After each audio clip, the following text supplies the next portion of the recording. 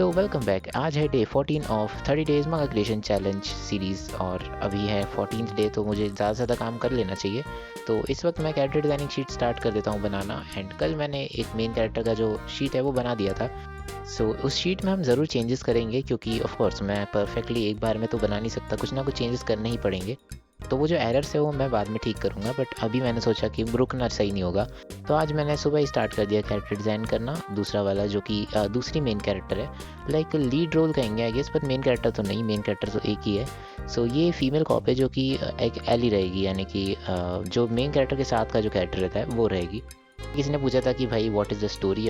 यार स्टोरी अगर मैं पहले ही बता दूंगा तो फिर सस्पेंस किस बात का, मतलब इन द एंड तुम्हें मांगा पढ़नी है 30 डेज़ के बाद।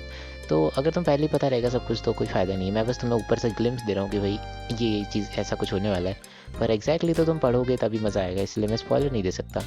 हाँ, लेकिन ये वाली जो कैरेक्टर है ये भी काफ़ी इंपॉर्टेंट रोल प्ले करती है, क्योंकि ये मेन कैरेक्टर के साथ वाली कैरेक्टर है, बहुत ज़्यादा इंपॉर्टेंट है। और एक वन शॉट मांगा जो कि एक वन शॉट है, वो भी बहुत छोटी सी वन शॉट है, ठीक है। तो इसमें हम ज़्यादा कैरेक्टर्स नहीं रख सकते, इसमें हम 3-4 ही कैरेक्टर्स है, 3 कैरेक्टर्स है जिन पे हमारा सबसे ज़्यादा ध्यान रहेगा।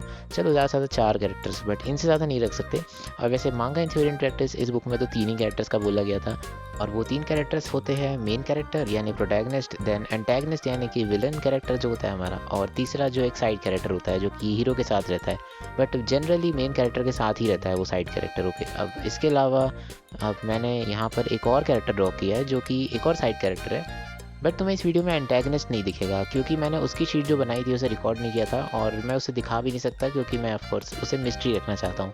क्योंकि जब तुम मांगा पढ़ोगे तो तुम स्टार्टिंग से यही जानना चाह रहे होगे कि भाई आखिर एंटैगनिस्ट है कौन, क्योंकि स्टोरी के स्टार्ट से यही बात थी, एंटैगनिस्ट को ढूंढने के लिए ये पुलिस वाले निकले। तो अगर मैं पहले ही दिखा दूंगा कि एंटैगनिस्ट कौन है तो मज़ा नहीं आएगा, राइट। माना कि ये थोड़ा बिहाइंड द सीन टाइप की वीडियोस बना रहा हूँ मैं, बट इसमें भी मैं सब कुछ नहीं दिखा सकता कि मैंने सब कुछ कैसे बनाया, वरना जो लोग पढ़ने वाले हैं वो ऑफ कोर्स उन्हें पहले ही पता चल जाएगा, तो फिर वो पढ़ते टाइम उन्हें एंजॉय नहीं कर पाएंगे। वैसे अगर तुम देखो तो इसमें एक प्रॉब्लम लग रही होगी कि ये कैरेक्टर ना मांगा की तरह एग्जैक्टली नहीं लग रहा है, और ये इसका रीज़न ये है कि इसमें एग्जैजरेशन कम है, और ऐसा मैंने शीट के ऊपर लिख भी दिया था, क्योंकि मुझे पता है कि इसमें एग्जैजरेशन कम कर दिया है मैंने, जानबूझ के नहीं किया, एक्चुअली हो गया है। सो मुझे इसे वापस से ड्रॉ करना पड़ेगा, पूरी तरह से नहीं, बट मुझे इसमें की आइज़ को थोड़ा और बड़ा करना हो सकता है, कुछ और चीज़ें करनी होगी जो कि मतलब इसको इतना ज़्यादा रियलिस्टिक नहीं रखना है, क्योंकि थोड़ी ज़्यादा रियलिस्टिक लग रही है मांगा के मुकाबले, स्पेशली एक शोनेन मांगा के मुकाबले। तो मुझे इसे थोड़ा और सिंपल रखना है और थोड़ा एग्जैजरेट करना पड़ेगा, तब जाके ये मांगा वाली कैरेक्टर लगेगी। एंड ऐसा शायद मेन कैरेक्टर के साथ भी प्रॉब्लम हो रखी है, तो मुझे उसमें भी थोड़ा एग्जैजरेशन बढ़ाना पड़ेगा। पर इसके बाद जो मैंने कैरेक्टर बनाई है वो काफ़ी हद तक सही लग रही है, आई होप उसमें ज़्यादा चेंजेस ना करने पड़े। बाकी मैं चेंजेस सब में ही करूँगा, क्योंकि मुझे ऑफ कोर्स उन्हें पहले से बेटर बनाना है।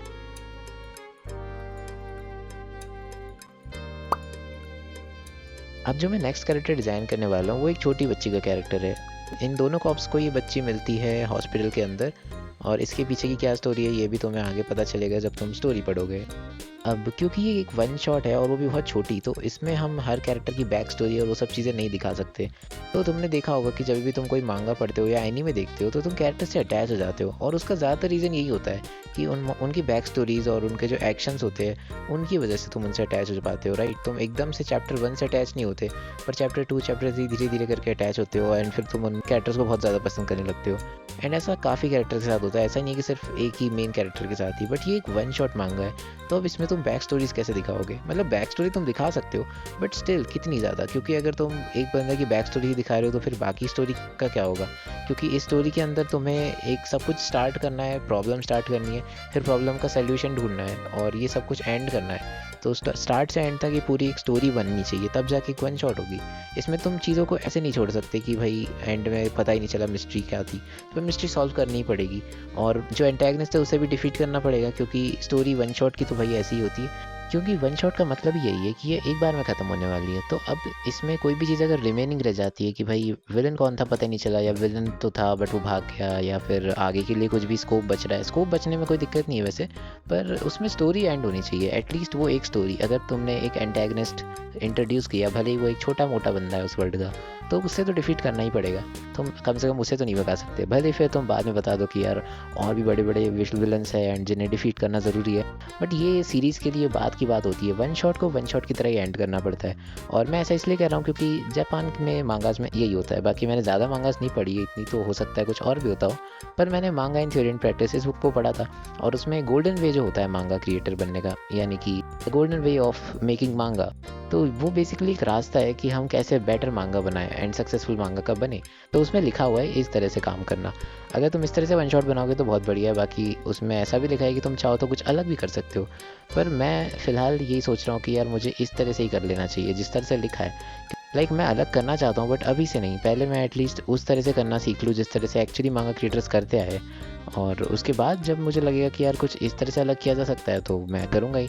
वैसे भी मांगा बिल्कुल भी अलग करने वाली चीज़ ही है, मांगा को बहुत अलग तरीके से बनाया जाता है, क्योंकि अगर हम मांगा को देखें तो मांगा एक्चुअली काफ़ी ज़्यादा अलग है बाकी मीडियम्स से। अगर हम मूवी को देखें तो उसमें एंगल्स चाहे कितनी कोशिश कर लो बट तुम्हें उतना ज़्यादा एग्जैजरेट कर ही नहीं सकते जितना मांगा में कर सकते हो, क्योंकि मांगा में तुम जितना चाहो एग्जैजरेट कर सकते हो, और जितना तुम एग्जैजरेट करते हो मतलब ओवर तो नहीं, बट जितना भी एग्जैजरेशन मैंने मांगा में देखा है जो कि प्रोफेशनली करा जाता है, तो ये एग्जैजरेटेड एक्सप्रेशंस एक्चुअली कुछ अलग तरह से इमोशंस कन्वे करते हैं। एनीवेज, अगर हम मांगा की बात कर ही रहे हैं तो मांगा में स्टोरीज़ भी काफ़ी ज़्यादा यूनिक होती है। अगर हम बाकी जगह देखें तो उसके मुकाबले काफ़ी ज़्यादा यूनिक होती है मांगा की स्टोरीज़।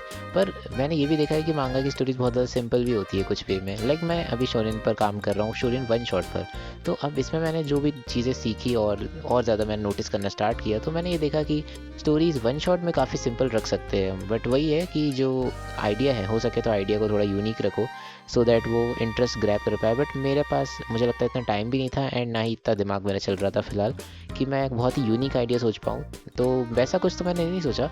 आइडिया बहुत सिंपल ही है और स्टोरी भी सिंपल है, जैसा कि स्टोरी तो सिंपल ही होनी चाहिए थी, पर उसको जो कन्वे करने का तरीका है जो कि कीशोदेन गेत्सु लगाने के बाद बनता है, यानी कि उसे इस तरह से अरेंज करो कि वो इंटरेस्टिंग बन जाए और वो मांगा बन जाए। सो वो चीज़ मैंने ज़रूर इसमें अप्लाई करी है जो कि तुम्हें मांगा में दिखेगी। एंड ऑफ कोर्स ये मेरा फर्स्ट टाइम नहीं है, बट फिर भी मेरा ये सेकंड थर्ड टाइम ही है, ये मेरी सेकंड वन शॉट होगी।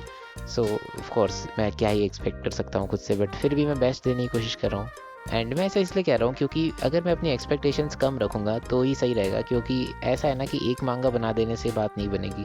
अगर मुझे सही में प्रोफेशनल मांगा का बनना है तो मुझे काफ़ी सारी मांगास बनानी पड़ेगी, तब जाके मैं एक्चुअली बहुत अच्छा कुछ कर पाऊँगा। जिस लेवल पर अभी प्रोफेशनल मांगा होती है वहाँ तक पहुँचने में मुझे काफ़ी मांगास लगेगी, काफ़ी टाइम लगेगा, 5 साल या 10 साल भी लग सकते हैं। आई होप 10 साल ना लगे, तो वो तो मेरी मेहनत के ऊपर है। सो अब लेकिन अभी स्टोरी से एक्सपेक्टेशन लगाना बहुत ही बेकार होगा, तो मैं इसमें कम एक्सपेक्टेशन लगा रहा हूँ। मैं सिर्फ चाह रहा हूँ कि मैं 30 डेज़ में मांगा बना दूँ एंड जितना हो सके बेस्ट ही दूँ। ऑफ कोर्स बेस्ट तो मैं दूंगा, पर एक्सपेक्टेशन यही है कि एटलीस्ट तुम में से 40-50% लोगों को मेरी कहानी और आर्ट अच्छा लगेगा, बाकी लोग मुझे क्रिटिसाइज़ करेंगे एंड मैं उससे और ज़्यादा बेटर होऊंगा। सो मेरी यही एक्सपेक्टेशन है, आई होप कुछ ऐसा ही हो।